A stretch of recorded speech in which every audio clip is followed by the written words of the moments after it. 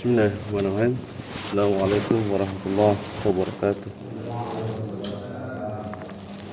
Alhamdulillahirrahmanirrahim. Assalatu wassalamu ala rasulillah wa ala alihi wa sahbihi ajma'in. Amma ba'd.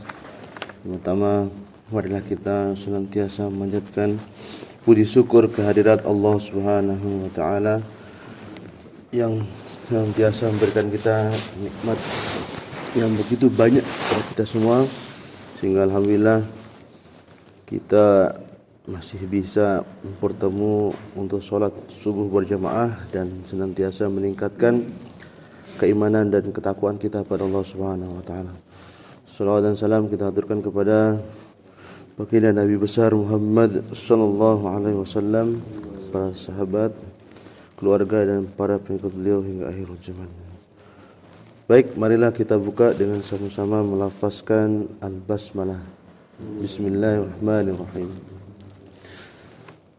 Alhamdulillah kita di kitab Jawahirul Kalamiyah ini sudah menghatamkan sampai halaman ke-14, yaitu berkaitan dengan beriman kepada Allah Subhanahu wa taala.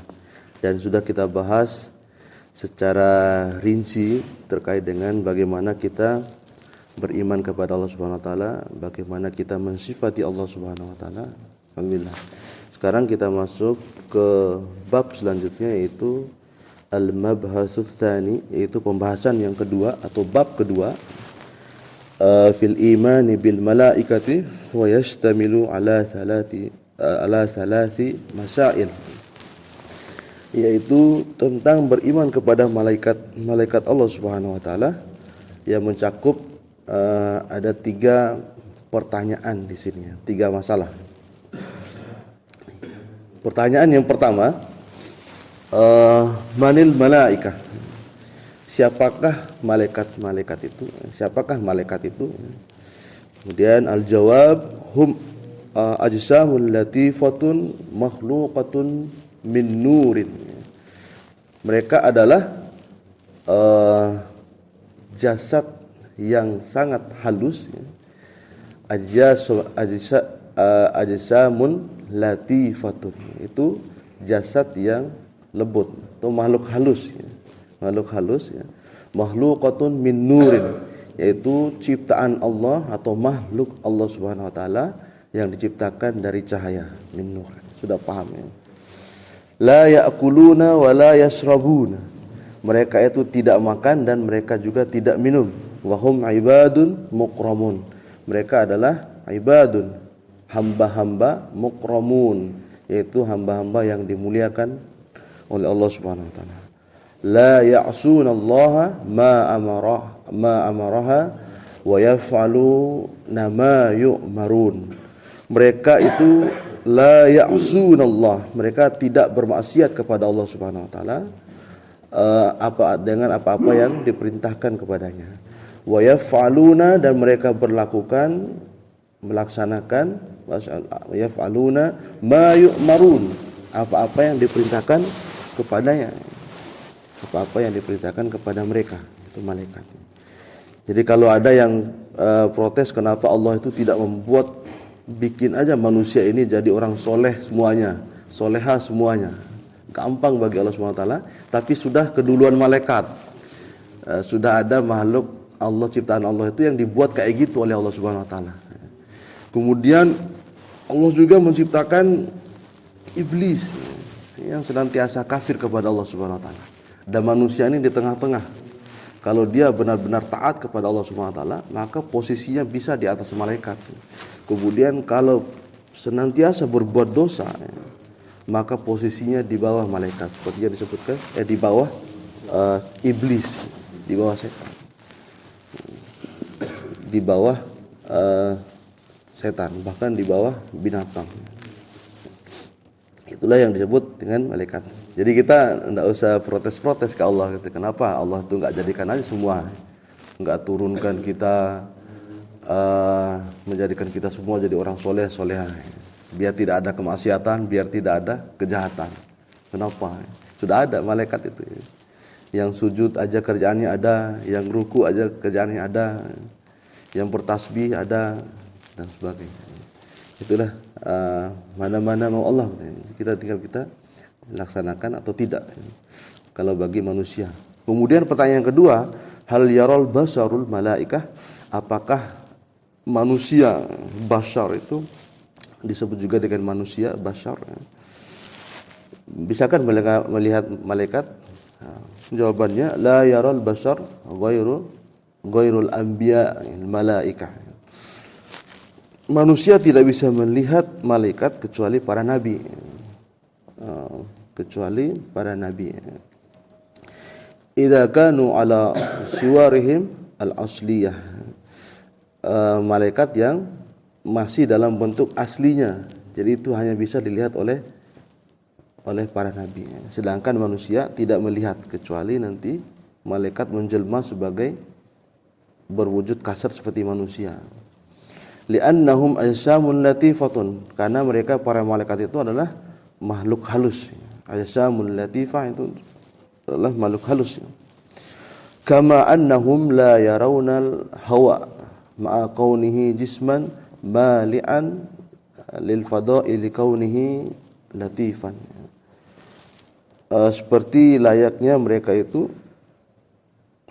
para manusia tidak bisa melihat hawa, yaitu udara, ma'a kaunihi jisman mali'an lil fada', itu udara yang terbentang di angkasa, seperti yang kita rasakan sekarang. Kita tidak bisa melihat udara, hanya bisa merasakan saja. Tiga. Likaunihi latifan, karena memang udara itu adalah latifan, itu halus, lembut, jadi tidak bisa dilihat oleh kasat mata manusia. Wa amma idza tashakkalu bi surati jismin kathifin kal insan fayarawnahum. Kalau seandainya mereka menjelma dengan bentuk jisim yang kasar seperti manusia, jismin kathifin, yaitu jasad yang kasar seperti manusia, fayarawnahum, maka kita bisa melihat mereka. Seperti dalam riwayat ketika datang malaikat Jibril yang menjelma sebagai laki-laki tampan, yang datang menanyakan tentang apa itu iman, apa itu Islam, apa itu ihsan, dalam kitab Sahih Bukhari. Jadi para sahabat melihatnya, tuhan tidak dikenal. Setelah malaikat Jibril itu pergi, baru dikasih tahu oleh Nabi SAW. Wa ra'yatul anbiya lahum ala suwarihim al-asliyah khususiyah. Dan mereka bisa dilihat oleh para nabi dalam bentuk asli mereka, khususiyah, sebagai bentuk keistimewaan dari para nabi. Khassu biha litalaqqi al-masail ad-diniyah wal ahkam asy-syar'iyyah. Mereka bisa melihat, diberikan untuk melihat mereka, untuk bertemu dengan mereka, litalaqqa, untuk talaki atau belajar, al-masail ad-diniyah, untuk bertalaki permasalahan-permasalahan agama, kemudian wal ahkamus syar'iyyah, yaitu hukum-hukum syariah, hukum-hukum syariat. Talaqi ini adalah budaya dalam Islam, di mana bedanya talaki dengan belajar mendengarkan saja itu beda. Contohnya gini ya, para ulama itu baru sah dia mengajarkan sebuah kitab kalau dia sudah talaki dengan gurunya yang punya kitab tersebut. Jadi misalkan kayak Imam Syafi'i, murid-muridnya itu mendengarkan apa-apa yang disampaikan oleh Imam Syafi'i, disampaikan. Kemudian murid-muridnya itu baru boleh mengatasnamakan pendapat Imam Syafi'i ketika dia mengajarkan orang lain kalau dia sudah talaki langsung kepada Imam Syafi'i sebagai gurunya. Talaki itu dia membaca ulang kitab kayak gini, dibaca ulang kitabnya Imam Syafi'i di hadapan Imam Syafi'i, kemudian Imam Syafi'i mengijazahkan kepada dia. Nah, itu namanya talaki. Nah, ini yang dilakukan oleh Nabi SAW kepada malaikat Jibril, talaki langsung. Ketika membaca Al-Quran diperdengarkan kepada Jibril. Kalau Jibril sudah menyatakan benar, baru boleh disampaikan. Itu diulang-ulang oleh Nabi SAW. Itu namanya talaki. Nah, ini budaya yang dilakukan ulama dahulu sehingga terjaga sanadnya itu, sanad kita talaki. Tidak hanya baru dengar lewat YouTube langsung kita sampaikan, saya atas nama, saya sudah diijazahkan oleh guru saya, kayak gitu-gitu. Padahal belum talaki, belum ketemu dengan gurunya tersebut untuk menyampaikan apa-apa yang dipahamkan. Belum tentu kita apa yang kita dengar belum tentu sesuai dengan keinginan penulisnya. Makanya dalam dunia ilmiah itu, kalau seandainya seorang pembaca buku itu langsung bisa menyimpulkan maksud dari penulis buku tersebut atas pemikiran dia sendiri, maka dia sama saja membunuh penulisnya, seperti itu. Jadi belum tentu apa yang kita dengar itu langsung sesuai dengan apa ini orang yang penulis inginkan. Jadi harus kita ketemu langsung, talaki langsung, tanyain langsung kepada orangnya. Jadi seperti itu ya. Itu adab dalam Islam itu. Jadi kita tidak bisa mencatut nama orang kemudian mengaku-ngaku sudah sesuai dengan pemahaman guru tersebut, padahal kita belum pernah talaki kepadanya. Bertemu dalam rangka menanyakan apa maksud dari tiap-tiap kalimat yang disampaikan dalam kitab tersebut. Kemudian wala yustaghrabu wujudu ajsamin bainana la naraha bil ain, dan tidak heran ya, keberadaan dari jisim-jisim atau wujud-wujud ya, di tengah-tengah kita, baina la naraha bil ain, dan kita tidak bisa melihat dengan mata kepala kita. Jadi banyak hal, apalagi malaikat. Jadi banyak hal di sekitar kita saja tidak bisa kita lihat dengan mata kepala kita. Fil mu'tad ma yuqarribu dzalika lizahni. Kita ya di sekitar kita ini kita tidak bisa melihat itu semua dengan zahn, yaitu dengan panca indera. Tidak bisa melihat dengan panca indera kita. Wa yarfa'u anhul ghain, dan kita itu karena ada penghalang ya, antara mata kita dengan apa-apa yang dilihat oleh selain daripada kita ya. Ya kita punya batasan, punya penghalang kalau mata kita ya. Sebagai manusia biasa, tidak seperti para nabi yang diberikan keistimewaan bisa melihat makhluk halus ya.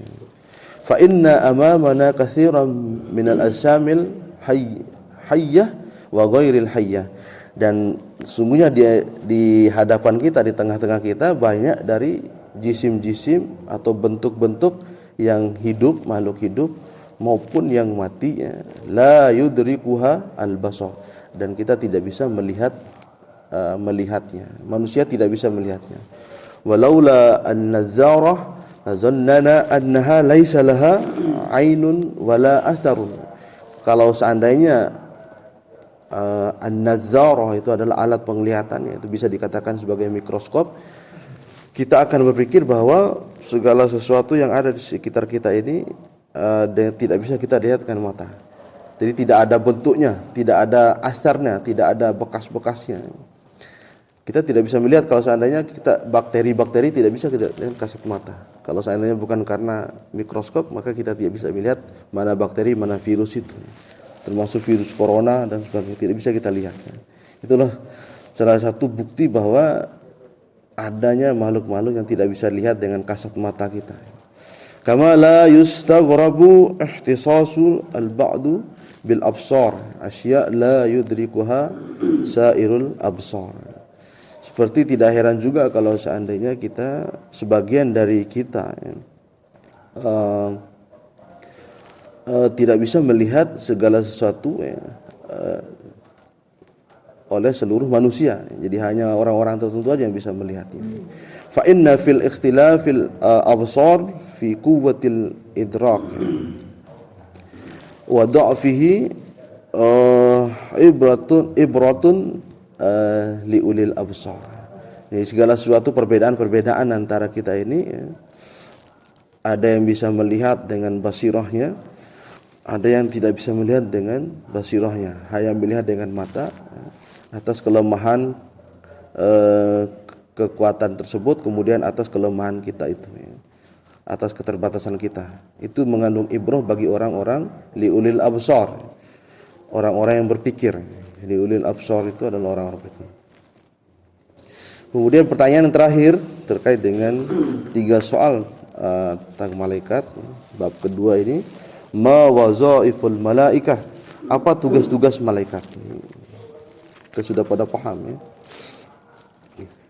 Minal malaikati rusulun bainal maula subhanahu wa ta'ala wa bainal anbiya'ihi wa rusulihi.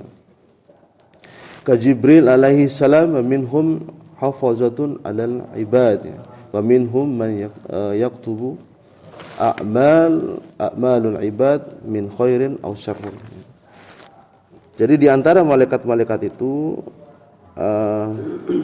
adalah utusan-utusan dari Allah Subhanahu wa taala, kemudian wa bainal anbiya, dan di antara para nabi dan para rasul. Seperti Jibril, ka Jibril alaihi salam,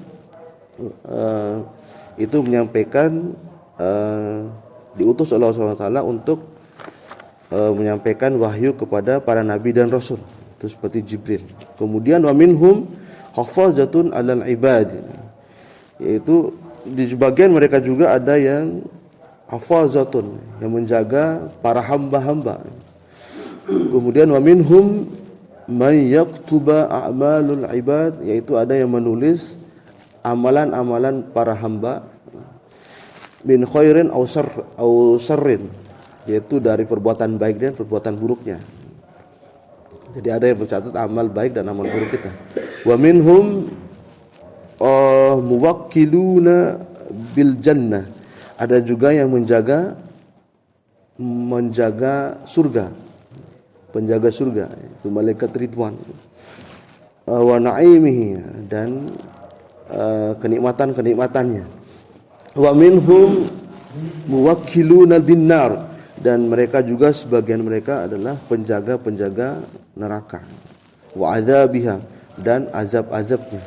Wa minhum hamalatul arsy, dan mereka juga ada yang memikul arsy. Jadi begitu besarnya arsy itu ada malaikat yang memikulnya. Ada disebutkan. Wa minhum qaimuna bimasalihil ibad, ada yang mengurusi kemaslahatan umat, wa manafi'im, dan kemanfaatannya. Ada yang bagi rezeki, ada yang mengurus ini, ada yang mengurus itu, ya. Ila ghairi dzalik, dan selain daripada itu, mimma amaru bihi, seperti apa yang diperintahkan kepada mereka. Nah, itulah para malaikat yang dibahas secara umum di sini, tidak secara rinci bagaimana nama-namanya. Yang jelas semua itu jumlah malaikat itu sangat banyak, dan mereka ditugasi sesuai dengan apa yang diperintahkan oleh Allah Subhanahu wa taala, dan tidak melakukan sesuatu yang tidak diperintahkan oleh Allah Subhanahu wa taala. Itulah bedanya dengan kita. Kita ada yang diperintah juga tapi kita tidak laksanakan. Kemudian ada yang dilarang tapi kita laksanakan. Nah, itulah manusia itu. Bedanya dengan malaikat. Jadi kalau pengen agar jadi orang yang taat, maka itu ada di malaikat. Wallahu a'lam bishawab. Insyaallah kita minggu depan kita masuk di bab yang ketiga, yaitu beriman kepada kitab-kitab Allah Subhanahu wa taala. Baik, itu saja yang bisa disampaikan pada pagi hari ini. Subhanakallahumma wa bihamdika, asyhadu an la ilaha illa anta, astaghfiruka wa atubu ilaik. Mohon maaf atas segala kesalahan. Assalamualaikum warahmatullahi wabarakatuh.